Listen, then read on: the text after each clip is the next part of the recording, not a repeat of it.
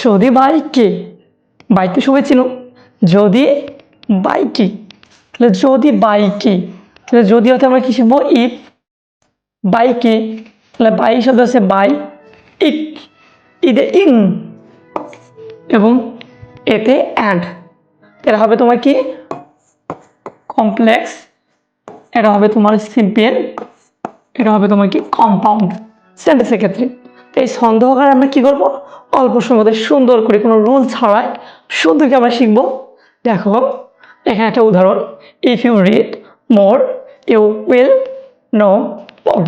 এটা কি আছে যদি, যদি অ্যাফার্মেটিভ সেন্টেন্স যদি। তাহলে যদি তাহলে আমরা কি করবো বাইকে তাহলে বাইকে বাই আইএনজি, বাইকে তাহলে বাইক তাহলে বাই আইএনজি।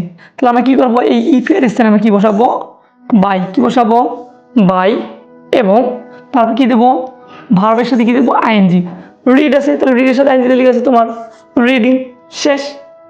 তাহলে এখানে থাকলো কি বাদ বাকি সবই ঠিক। এবার এখানে যে আমাদের কম্পাউন্ড বলে তাহলে আমরা কি করবো এই কমার জায়গায় অর বসাই দেবো, কি বসাই দেবো অর।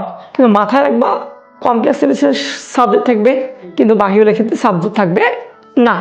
যদি না বাইক নিয়ে এসেছি এই ছন্দের মাধ্যমে আমরা শিখবো। যদি বলতে ইফ, নাতে বলতেছে নেগেটিভ বা আনলেস। ইফ নট থাকতেও পারে, ইফের সাথে নট না বলতে থাকতে পারে, আবার আনলেস মানে যদি নাও থাকতে পারে।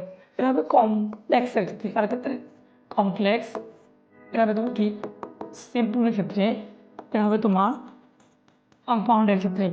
এখানে দেখো কি আছে if you if you do not if you do not read more you will not know মোর।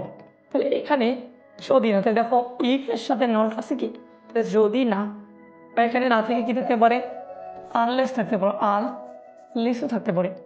তখন আমরা কী করবো যদি না বাই বাই বাইরে উইদাউট বাই বাইরে বাইরে ও উইদাউট, তাহলে প্রথমে কী বসাবো এখানে উইন, তারপরে ইক সাথে কী দেবো আইএনজি, তাহলে ভার্বের সাথে আইএনজি হয়ে গেল শেষ।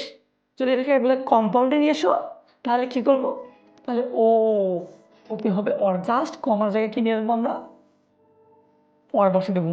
কিন্তু এখানে সাবজেক্ট ভার্ব সাবজেক্ট ব্যবহৃত হবে না।